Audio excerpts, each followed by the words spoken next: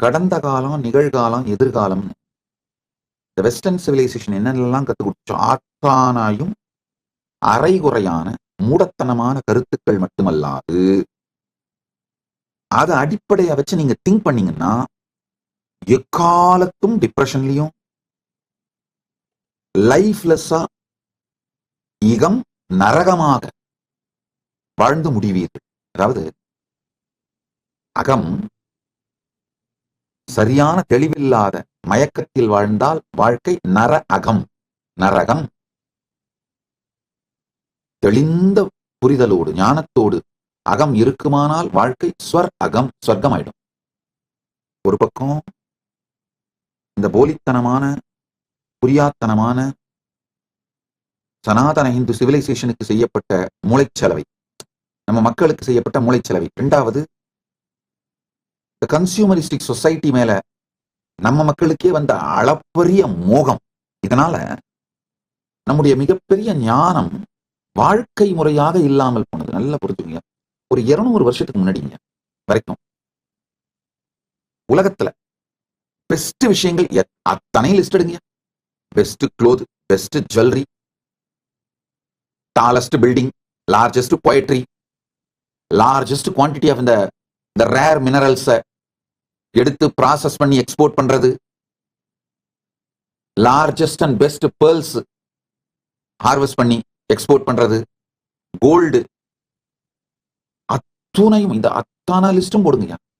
மொத்த வேர்ல்டோட ஜிடிபியில 40% சனாதன இந்து தர்மத்தோட ஜிடிபி.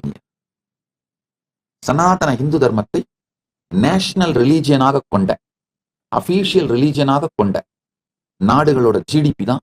நாடுகள் சொல்றது நாடுன்னு சொல்லலாம், ஏன்னா அது சிங்கிள் தேசமா தான் ஆக்சுவலா ஃபங்க்ஷன் ஆயிட்டு இருந்திருக்கு. வேற வேற ப்ராவின்ஸா வேற வேற கிங்ஸ் ரூல் பண்ணிட்டு இருந்தாங்க. Otherwise ultimately it's single province. இந்த ஹிந்து சிவிலைசேஷனல் நேஷன் அதோட ஜிடிபி வேர்ல்டோட ஜிடிபில 40%. என்ன civilisation? World's tallest building Hindu civilisation தான் இருந்தது.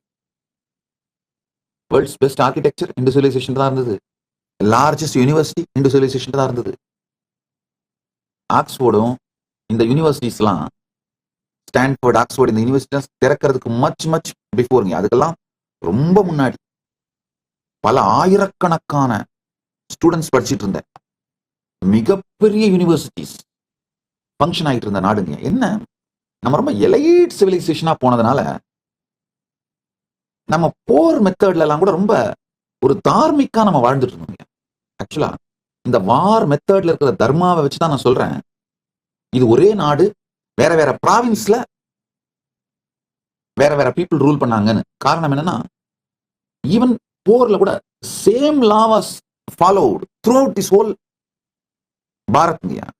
எக்ஸ்டர்னல் அஃபேர்ஸ், வெளிநாட்டு உறவுகள், மற்ற நாட்டு உறவுகளை பற்றிய பாலிசி, இல்ல போர் பாலிசி, இது எல்லாமே இந்த பாரதத்துக்குள்ள ஒன்னாதான் இருந்தது. அதனால இதை ஒரு தேசம், தனித்தனி பிரதேசம் அப்படி வேணா சொல்லிக்கலாம். வேற வேற பிரதேசங்கள், வேற வேற பேர் ஆண்டார்கள், ஆனா ஒரு தேசமா இருந்தது. ஆனா அந்த இன்வேடர்ஸ், இஸ்லாமிய தீவிரவாதிகளும் கிறிஸ்தவ கொடுங்கோலர்களும் வந்து நம்ம எலைட் சொசைட்டியை சின்னாபின்னமாக்கி நினைத்து பார்க்க முடியாத பேரழிவை தந்து விட்டார். ஆனா ஒரு கொடுமை தெரியுமா, இன்னமும் அதுல இருந்து வெளியில வராம இருக்கும். தக்ஷசீலா யூனிவர்சிட்டிய ராமாயணம், மகாபாரதம் ரெண்டுத்திலையும் மென்ஷன் பண்ணப்படுது. மகாபாரத டாக்குமெண்டேஷன் படி 10,500 ஸ்டூடெண்ட்ஸ் இருந்தாங்க அந்த டைம்ல.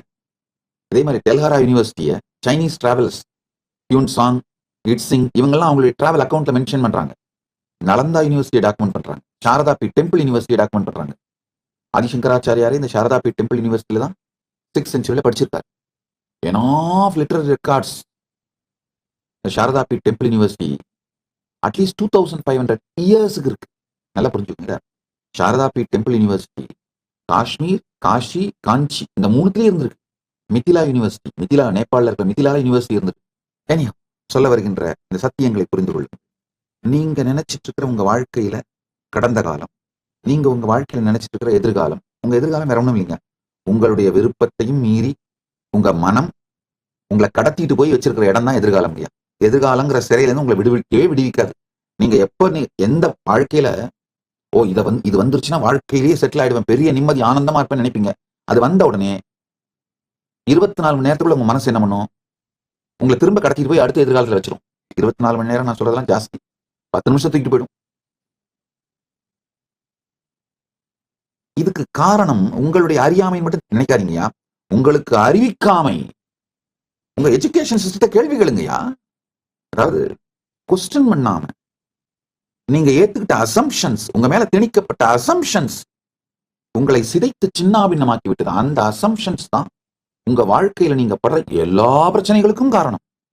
சாதாரண டயபெட்டிஸ் இருந்தா கூட சரிங்க. இப்போ ஏகப்பட்ட ரிசர்ச்சஸ் வருது. குளோபல் மீடியா சொல்லுது, colonization is responsible for the diabetes in South Asian nations. நீங்க கேப்பீங்க, என்ன சாமி சொல்றீங்க? டயபெட்டிஸுக்கும் நம்ம கிறிஸ்தவ கொடுங்கோலர்கள் ஆட்சிக்கும் எப்படி சாமி சம்பந்தம்? நல்லா புரிஞ்சுக்கோங்க.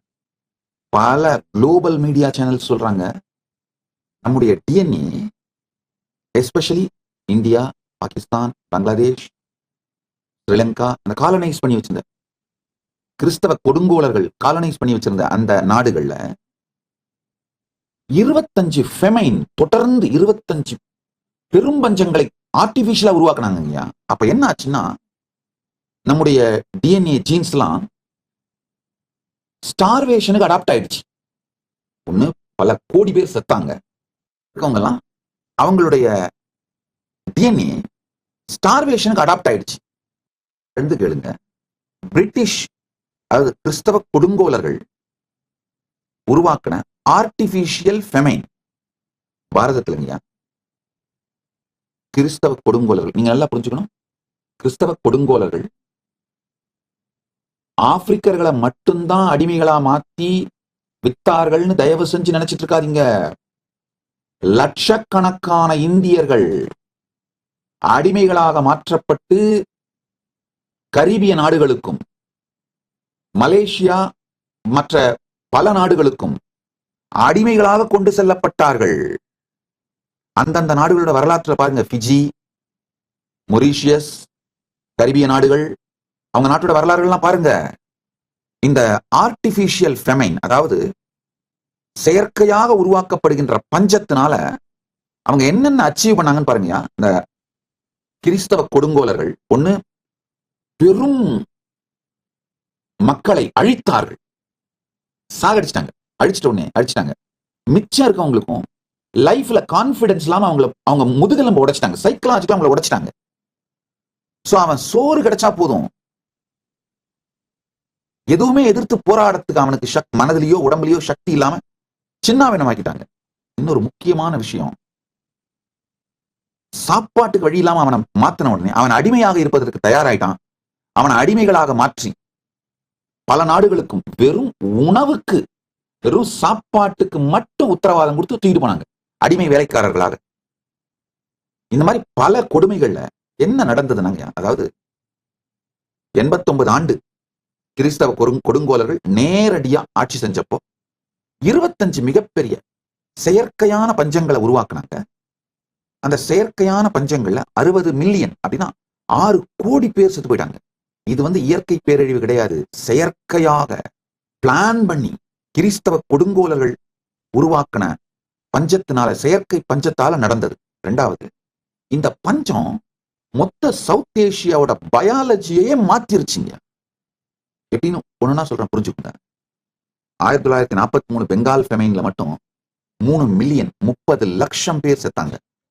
கிறிஸ்தவ கொடுங்கோல் அரசு சாப்பாடு மொத்தத்தையும் தூக்கிட்டு போயிட்டு, இங்க விளைஞ்ச உணவு மொத்தத்தையும் எடுத்துட்டு போயிட்டு அவசர உதவி கூட கொடுக்க முடியாதுன்னு மக்களை சாகடிச்சாங்க. இன்னொரு கொடுமை, பல நேரத்துல உணவை எடுத்துட்டு போய் கடல்ல முழுகடிப்பாங்களாங்க. ஏன்னா அப்பதான் இவங்க சாகணும் அப்படின்னு, நாம சாகணும் அப்படிங்கிறதுக்காக கடல்ல எடுத்துட்டு போய் உணவை முழுகடிப்பாங்களாம். நல்லா புரிஞ்சுக்கோங்க. இப்ப நீங்க கிறிஸ்தவர்களாக மாறி மதம் மாறி, இஸ்லாமியர்களாக மதம் மாறி, அல்லது நாத்திகர்களாக மதம் மாறி, அதே கிறிஸ்தவ கொடுங்கோல் ஆட்சியை அவர்களுடைய பாலிசிஸ சப்போர்ட் பண்றவங்களா இருந்தா கூட நீ மனத்தால் வேணா மாறிடலாம். உன் டிஎன்ஏவும் ஜீன் இதேதான்ப்பா, உனக்கும் டயபெட்டிஸ் வந்தது காரணம் கிறிஸ்தவ கொடுங்கோலர்கள் உருவாக்கிய செயற்கை பஞ்சம்தான். உடல்கள் வந்து சர்வைவல் அடாப்டேஷன் நிரந்தரமா மாத்தி ஃபெமைன் ரெஸ்பான்ஸ் பேட்டனை பயாலாஜிக்கல் சிஸ்டம்ல பதிச்சுக்கிச்சிங்க. இந்த ஃபெமைன் சர்வைவல் ட்ரேட்ஸ் தான் நம்ம எபிஜெனெட்டிக் இன்ஹெரிட்டன்ஸா இன்னைக்கு சவுத் ஏஷியன்ஸுக்கு இருக்கு. அதனாலதான் டயபெட்டிஸ் ரிஸ்க் ரொம்ப அதிகமா இருக்கு. திரும்ப திரும்ப திரும்ப ஸ்டார்வேஷனுக்கு உட்படுத்தப்பட்டதுனால உடல் எனர்ஜியை சேமிக்கிறதுக்காக பயாலஜிக்கலா அடாப்ட் ஆயிடுச்சு. அதனால இன்சுலின் ரெசிஸ்டன்ஸும் சுகர் ஃபேட் மெட்டபாலிசமும் மாற்றம் நடந்து அது பரம்பரையாக கடத்தப்பட்டது. ஆழ்ந்து பிடிச்சுங்க. ஒரு பஞ்சத்தை கூட கடந்து உயிர் வாழ்ந்தால் அடுத்த தலைமுறையில டயபெட்டிஸ் ரிஸ்க் வந்து 2 மடங்காயிடும்.